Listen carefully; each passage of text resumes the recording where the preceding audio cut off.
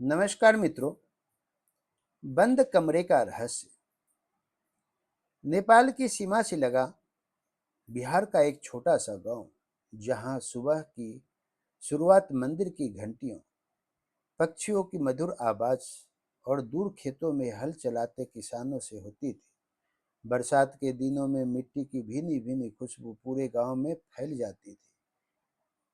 कच्ची गलियों से गुजरते बैलगाड़ी, चौपाल पर बैठे बुजुर्ग, आंगन में तुलसी का चौरा और शाम को लौटती गायों की घंटियों की आवाज, यही उस गांव की सबसे सुंदर पहचान थी। उस गांव में एक छोटा सा मध्यम वर्गीय परिवार रहता था। घर बहुत बड़ा नहीं था, लेकिन उसमें अपनापन बहुत था। घर के एक कोने में एक छोटा सा कमरा था। उस कमरे का दरवाजा हमेशा बंद रहता था। जैसे ही घर की बुजुर्ग महिला उस कमरे में जाती, अंदर से कुंडी लगा लेती, बाहर निकलते समय फिर ताला लगा देती। यह बात पूरे घर के लिए सामान्य थी, लेकिन नई बहू के लिए नहीं। उसे बार बार यही बात खटकती। वह कई दिनों तक चुप रही, सोचती रही कि शायद किसी दिन खुद का पता चल जाएगा। लेकिन जब उसने देखा कि वह रोज का नियम है, तो उसके मन में तरह तरह के विचार आने लगे। एक शाम जब बारिश के बाद ठंडी हवा चल रही थी, तो दोनों पति पत्नी आंगन में चाय पी रहे थे। तब बहू ने अपनी बात बताना शुरू कर दी, क्योंकि उससे रहा नहीं गया। उसने धीरे से पूछा, सुनिए, एक बात पूछूं? पति मुस्कुराया। पूछो, बहू बोली।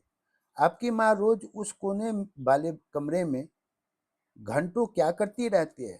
मुझे लगता था और लगता है उन्होंने वहां कोई खजाना छिपा रखा है। बाहर निकलते ही ताला लगा देती है।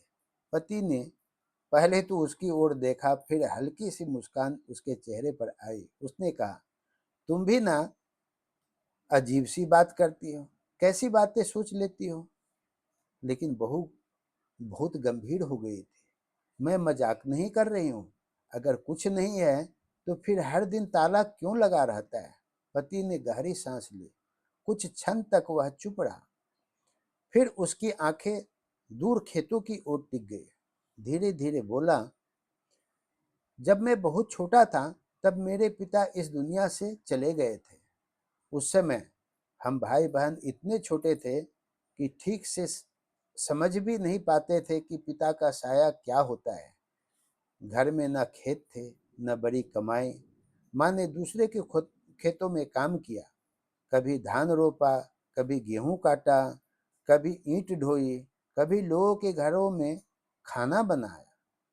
धूप में जलती रही, बारिश में भीगती रही, लेकिन हमें कभी भूखा नहीं सोने दिया।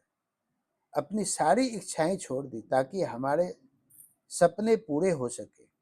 आज जो यह छोटा सा पक्का का घर दिख रहा है, उसमें माँ की जवानी की हर बूंद पसीने की मिली हुई है। बहुत चुप सुनती रही। पति फिर बोला, जिस औरत ने पूरी जिंदगी दो वक्त की रोटी के लिए संघर्ष किया हो, उसके पास खजाना भला कहाँ से आएगा? अगर कोई खजाना भी है, तो हम लोग क्या उसको लेकर सोचते हैं? बहू कुछ पल के लिए बिल्कुल शांत हो गई, लेकिन मन का संदेह पूरी तरह खत्म नहीं हुआ था। कई बार ऐसा होता था, जब मन में शक पैदा हो जाता है, तब सच भी छोटा लगने लगता है और कल्पनाएं बहुत बड़ी हो जाती है। दिन बीतते गए। अब बहू की नजर हर समय उसी कमरे पर लगी रहती थी, और वह हर हमेशा उस पर निगरानी करने लग गई। जब भी सास उस कमरे में जाती, बहू का ध्यान अपने काम से हटकर उसी ओर चला जाता था। उसे लगता, जरूर कोई ऐसी बात है जो मुझसे छिपाई जा रही है। एक दिन दोपहर का समय था। गांव के अधिकतर लोग खेतों में थे। घर के आंगन में केवल हवा की सरसराहट थी। सास रोज की तरह कमरे में गई। दरवाजा बंद हुआ। बहू का दिल जोर जोर से धड़कने लगा। उसने इधर उधर देखा, कोई नहीं था। वह धीरे धीरे दबे पांव उस कमरे की खिड़की के पास पहुंची। खिड़की पुरानी थी, लकड़ी में एक छोटा सा सुराख था। उसने कांपते हाथों से उस सुराख के पास अपनी आंख लगाई और अगले ही पल जो उसने देखा उसे देखकर उसके पैरों तले जमीन खिसक गई। कमरे के बीचों बीच चारपाई बिछी थी। दीवार पर भगवान की एक पुरानी तस्वीर टंगी थी। एक छोटा सा दीपक जल रहा था। सामने लकड़ी का पुराना संदूक खुला था। उसमें से बुजुर्ग महिला ने बहुत संभाल कर एक पुरानी फीकी पर चुकी कमीज निकाली। वह कमीज इतनी पुरानी थी कि जगह जगह उसका रंग उड़ चुका था।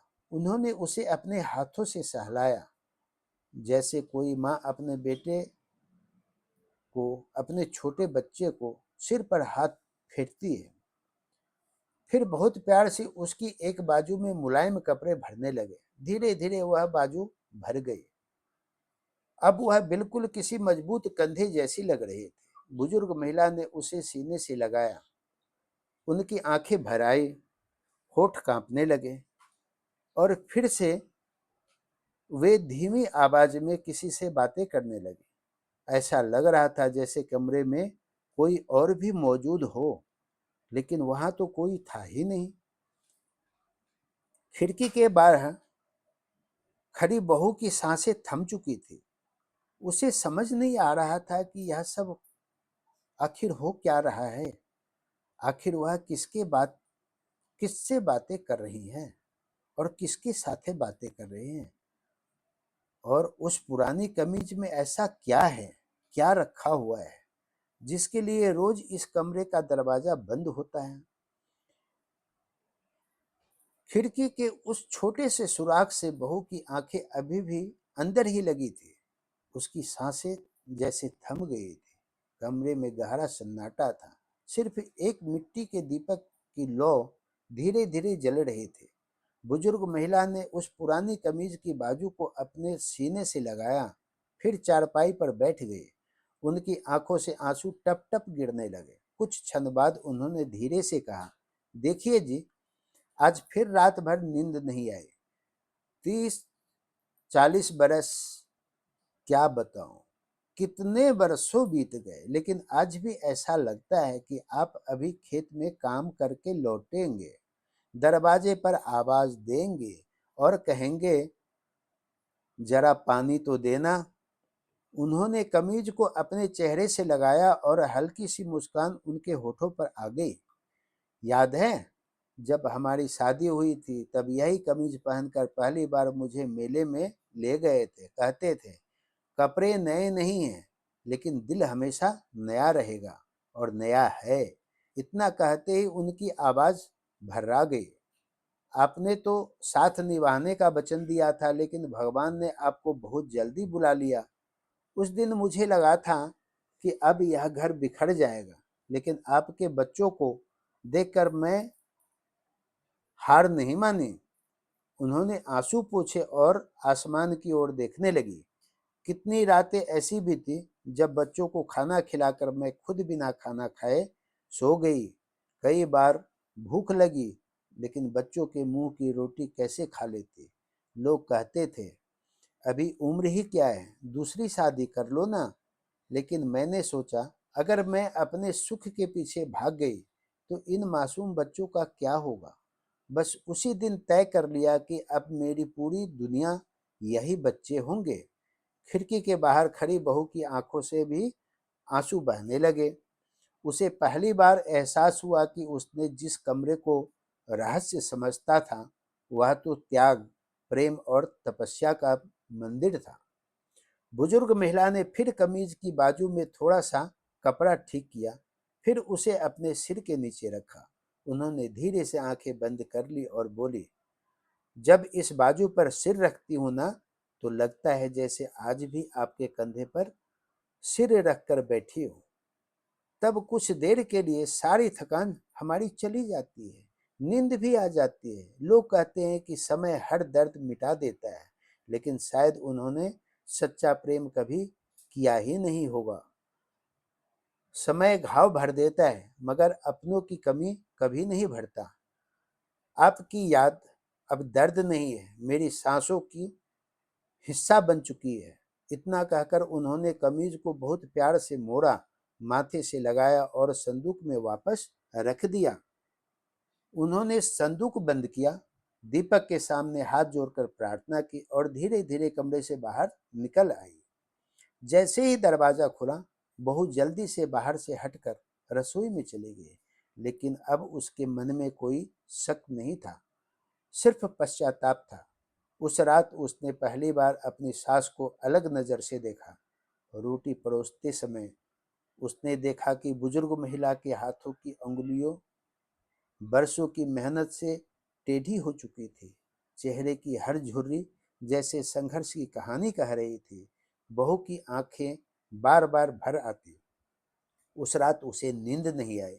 वह सोचती रही, मैं जिस औरत पर शक कर रही थी, उसने तो अपनी पूरी जवानी अपने पूरे परिवार के लिए कुर्बान कर दी।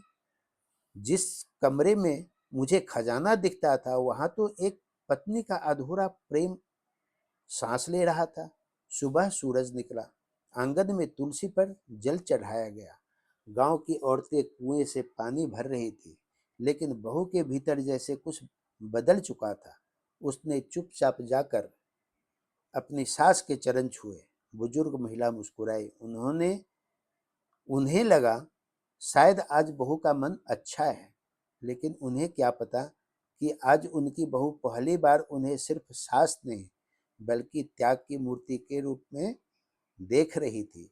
उस दिन से बहू ने कभी उस कमरे के बारे में कोई प्रश्न नहीं किया, बल्कि जब भी सास उस कमरे में जाती, वह बाहर खड़ी होकर भगवान से एक ही प्रार्थना करती, हे प्रभु, मुझे भी इतना बड़ा दिल देना कि मैं रिश्तों की कीमत समझ सकूं।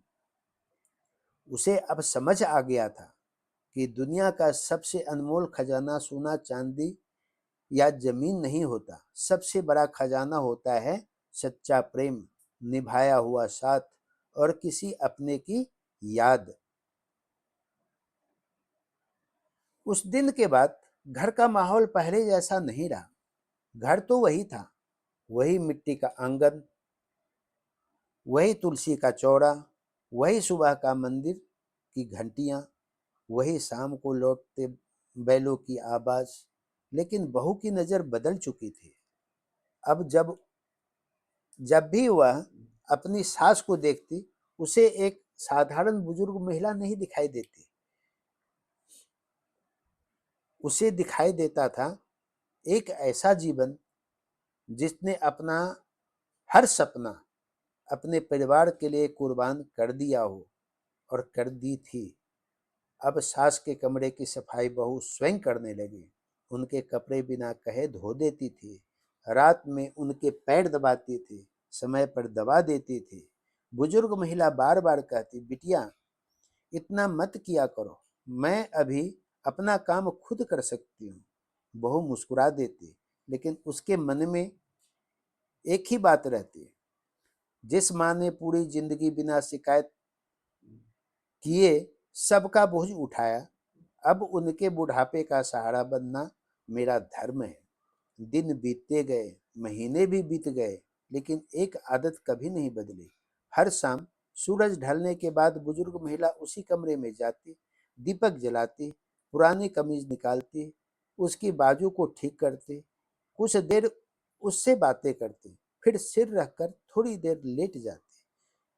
कभी मुस्कुराती, कभी रो पड़ती और फिर चुपचाप बाहर आ जाती।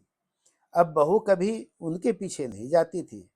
उसे समझ आ गया था, कुछ रिश्तों के बीच इंसान नहीं भगवान बसते हैं।